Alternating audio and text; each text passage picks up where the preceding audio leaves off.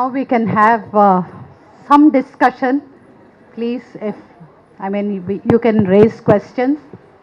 In fact, I just want to add 2 lines, not more than that. The Jani Master case.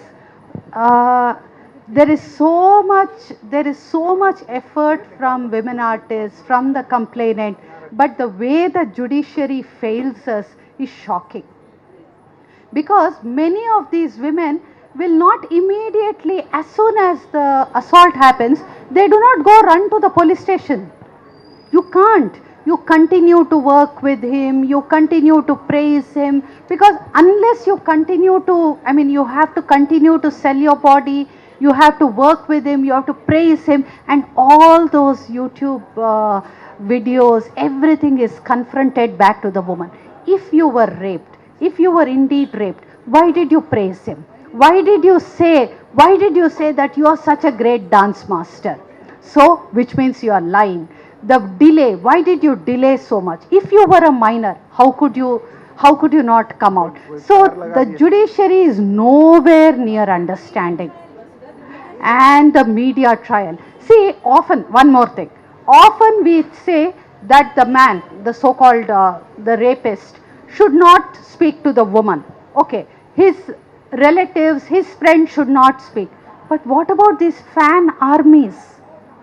So the sexual harassment, the violence which women in the film industry face is of a very different order. We cannot say that we cannot put them on par with other incidents of sexual violence, because when you're making a complaint against a star, his entire fan army is out there. Against how many fans are you going to file police complaints? That is the kind of challenge that is there. It's a nightmare. And we have been seeing this complainant and we don't have any answers to give her. What do we tell her? Except keep fighting. And the law is so much against her. Anyway, I will stop here. Please, questions to Devika, to Jhansi, to Satyavati, please, particularly. Devika, this is a question for all the people who are, all the women activists who are popular here and also on social media. So as a woman, I feel, I have given up posting anything on social media for the simple reason that the minute you write something, the way the trolls will bring you down is use your vagina, use your breast, use everything. So how is it that you are dealing with the kind of, what is the mental trauma that you all in Limelight go through whenever you post something? Whenever you post something, there's always a backlash, which is so filthy. Like a man is wrong, nobody talks about his body parts, genitals. But if it is a woman, why is it, how are you able to deal with this? How are you able to manage? Do you at one point feel like, no, I don't want to take this anymore? Because I gave up. I don't write anything on social media for the simple reason, not even political opinions, not concerning any of the sexual harassment or anything, even political opinions, because everybody makes you a target. So, yeah, I would love to. I think, some kind of following on screen. You know what I do? First and foremost, apply filters, I stay safe. I post whatever I do, but if you check my filtered, censored words, I have a huge list. And I have somebody who is pointing out, and as rightly said, 15,000 nahi, 20,000 nahi, I have a person who is deleting all the comments and restricting the person. And I'm doing that to save my sanity here. Yeah, also, see, I'm saying like any support systems are available, like that is also important. There are, of course, it depends on. We can give complaint in cybercrime. It also has to do with age, I suppose. I'm past the age when someone says something about my vagina, oh my poor defunct little vagina, you can say whatever you like about it, I don't care. And then say something about breasts, I say I don't have only 2, I don't have 3, so what is that? Just like your mother, she has 2, I have 2, so I'm able to say that because I've gone past a certain age, it doesn't matter. And that the other thing is, if I have researched gender-based cyber violence against women, especially young college girls, and interviewed these guys who actually do it. such pathetic beings, if you actually see them. You know, they are usually the whims, you know, whatever, I don't like that word, but that's what they are. They're really tiny human beings in every sense. In every sense. And suddenly and the police ask you, madam, you want to arrest this fellow. He's like a joystick, he'll break if we touch him, you know. So it's that level. So there's something seriously wrong with these men. Maybe they need some treatment or whatever. Suddenly you feel so I was thinking, don't do anything. Like, can you parade these guys in women's college? Organize a parade. As a condition of begging. Yeah. No, in fact, I was asking the police officer, the girls will feel much less afraid. Because you think that some terrible, you know, some Bahubali is sitting behind somewhere and writing all this. It's the opposite of it, usually. So this is one thing, I mean, I tell the younger women, younger friends who are intimidated by this kind of thing.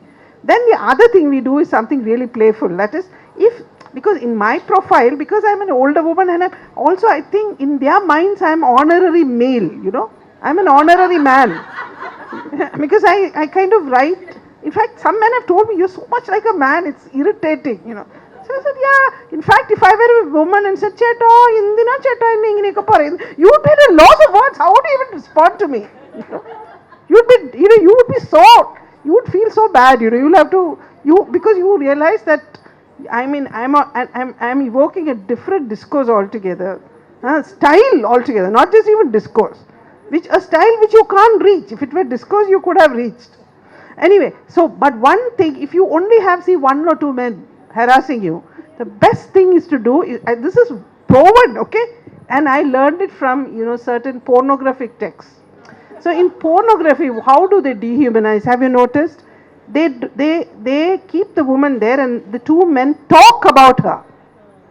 About her. She's not allowed to come in and say, hey, I'm not like this or that. The women will say, look at the bitch, and that man will say, that bitch is something like that. You do that to this guy. Say, oh, look at him, you know, and he tries to get in the middle, you ignore him, you know, you are talking about him. So, and shall we go to his profile and maybe leave a few comments and then my friend says, oh, I can actually track him, you know, it's okay. We can't track him actually, but you just say, I can track him, I know where he's coming from, and maybe I can even meet his mother, that's fine. Maybe she'll enjoy what her son is doing, and then they run away, usually. So if it is just a stray, and if you have the time, and but this is good to do it once in a while with a couple of friends, because it restores your sense of humor. And yeah, all said and done, you can deal with these, and you might actually be scaring away, and maybe even changing some of these, you know, powerless young men who actually feel that, you know, their enemy number one is an empowered, educated woman, you know. They might stop. Yeah, the feminazi, they would stop. That's possible, that it can happen. But otherwise, with Parvati, etc., she was so disturbed, you know. But the point is, don't read all this. Who wants to read bullshit? Yeah, I mean, I don't see why, you know. We wouldn't, on the way, if some stray fellow is passing some comment, you would at best look at him and then walk off, right? So what is it about digital space that makes you want to, because you keep thinking, I feel, that this is a space of discussion when it is really not.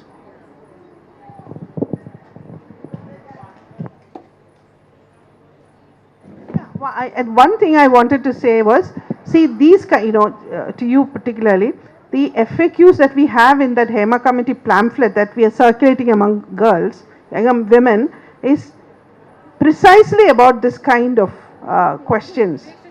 It's in Malayalam though. It's this. I don't have an English version. I only, yeah. So I'll send it to you. So this has things like, okay, you have had to sleep with someone. But does that mean that you can't complain? You know, stuff like that. So we don't like that, which is very direct. So you had a coffee with him and you decided to have a date with him and then you went to his house. Does that mean you can't complain. So you kind of clarify. And the other thing I've been doing now, which is of course not connected to this, you could do it however, is Zuban has a very beautiful little book by Nilofer Kaul on consent. I translated it into Malayalam now, it's coming out next week.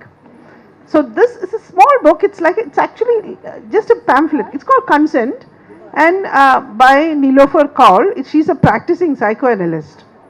So she gets past the pitfalls of this liberal notion of consent, and she uses literature, so very interesting, very small book, and very useful, I think. So, and I have translated in my own way, in the sense that, making it really accessible to a college going, maybe a college student.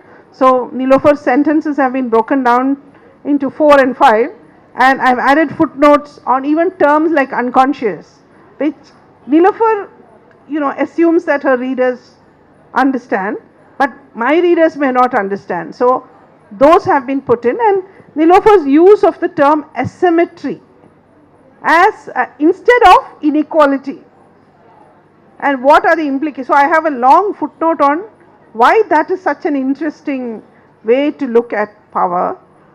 So such things, so make it really accessible to an average young college. Yeah, and these are ways in which you can generate discuss. So now discussions on consent are about Hema committee, whether we like it or not. So suddenly the discussion is on the book, but what are we discussing? We are actually discussing Hema committee there. So these iterations, I think, keep this reverberating in our publics. So that helps.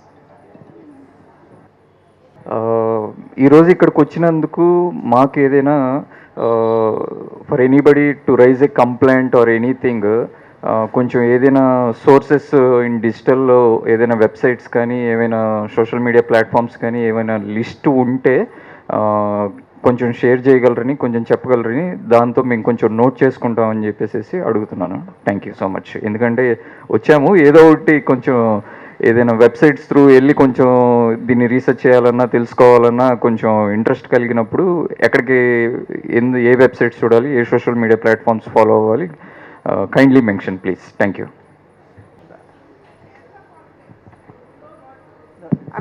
I don't think you have it here, but in the Kerala context, every film set is now legally bound to set up a internal complaints committee system, and inform people. So both WCC and some people who support WCC, like our group, we've been producing literature so that people know, that they can complain, etc.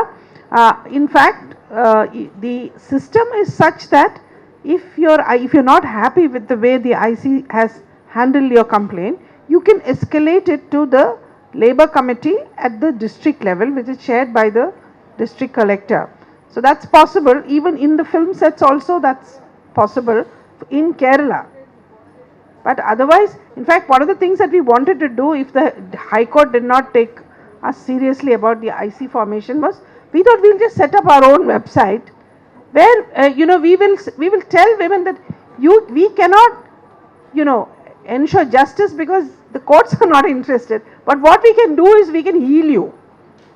We can help to heal you in the sense that we can be friends. We can offer what is a political friendship, which is what will ultimately heal all of us.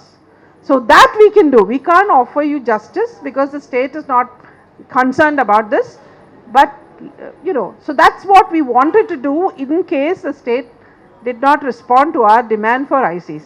But now that the ICs have come, we are trying to educate people on that, and ultimately we want to set up some. In fact, Althea is planning to set up a website under the name of a slur that I have been called frequently because I talk about restorative justice in the background of failing Brahmanical state institutions.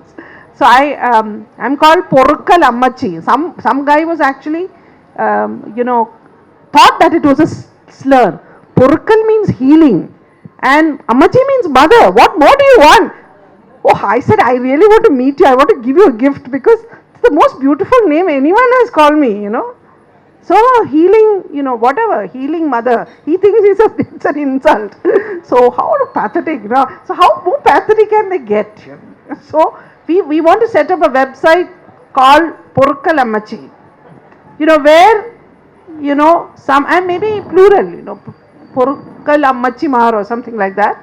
So we will talk to young women, you know, we'll set up, we've done that once, because in one case where a young woman were subjected to severe violence at night on the road, and the police, just because it was a policeman who actually did it, we later found out from higher circles, and nobody offered her any justice. Her parents, she was too scared to, she was a, you know, one of those born Brahmin women kicked out of her family because she had married a man of an oppressed caste, and she's like, that man passed away, so she's raising her daughter all by herself.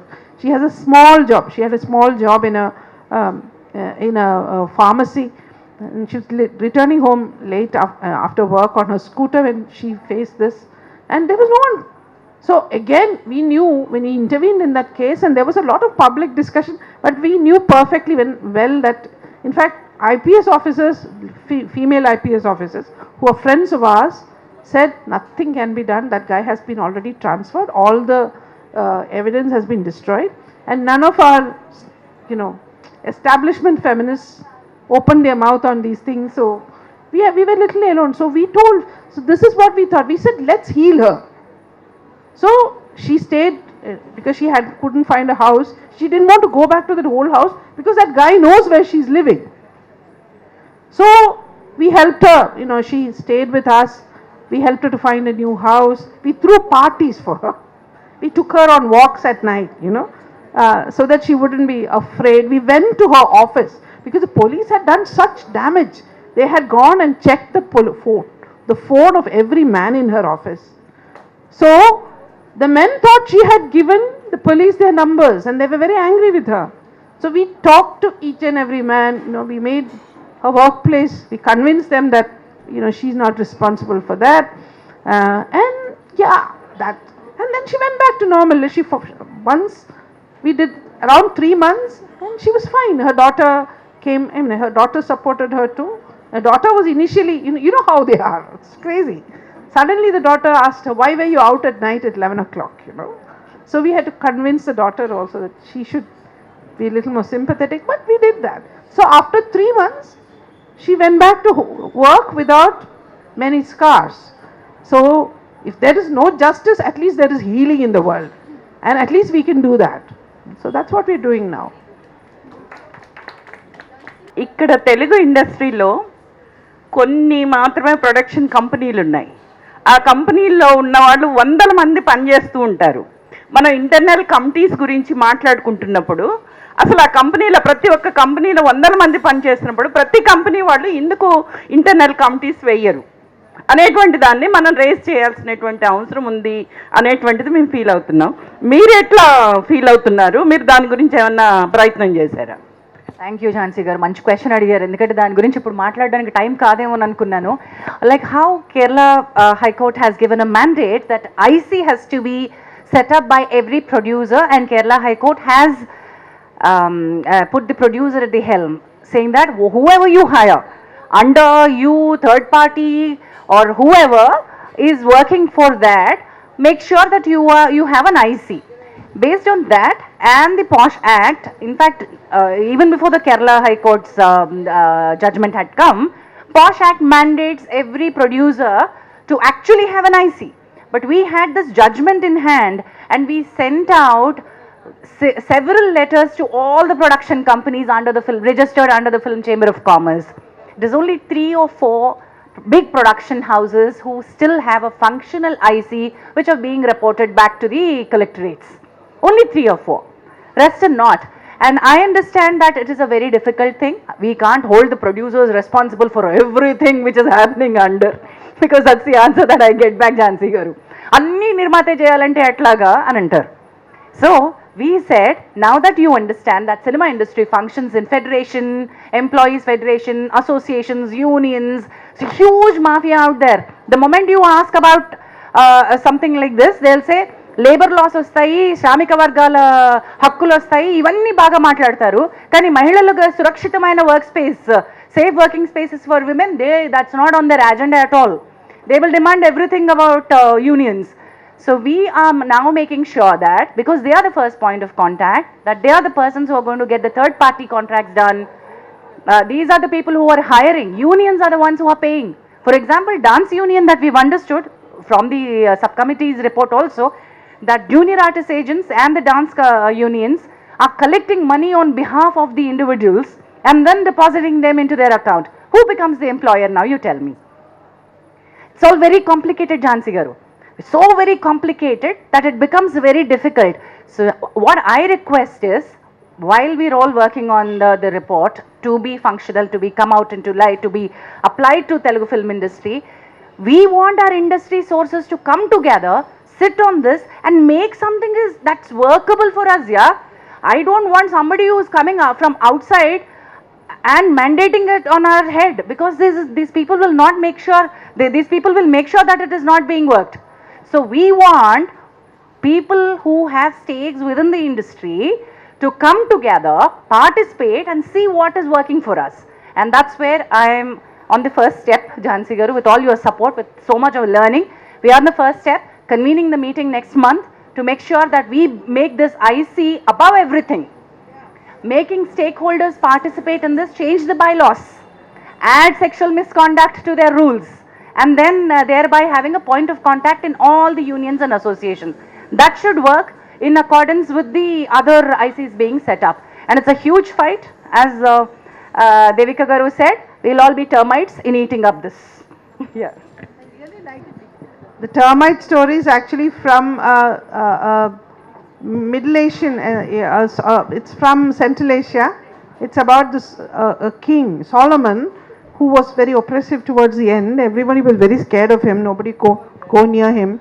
So he died sitting on his throne, you know, leaning on, but he was leaning on his staff, so he didn't collapse. So the dead body was sitting on the throne. And people were too scared to go anywhere near him, because how do you know? He may be decaying, but he may be still alive. But only people who were not afraid were the termites. So the termites ate his staff from inside. Nobody noticed, because they were eating it from inside. And they ate it, and the staff grew weaker and weaker. Nobody knew that it was getting weaker, and the staff collapsed, and so did Solomon. So that's the story.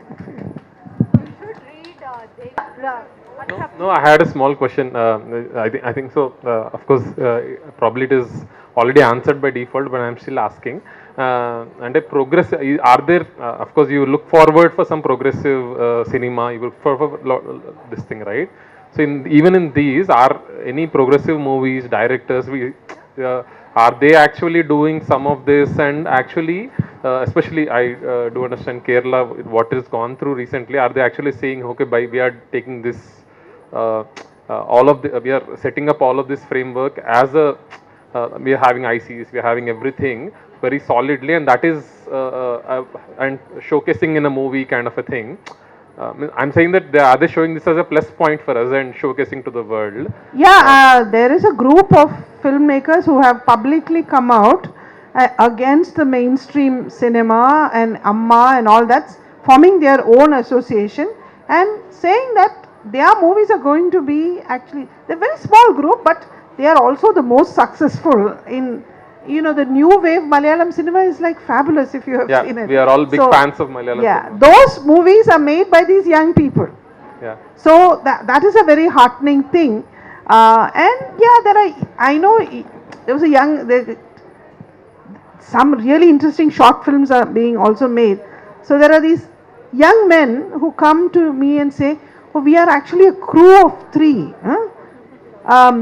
There's just one woman among us. Is that fair representation?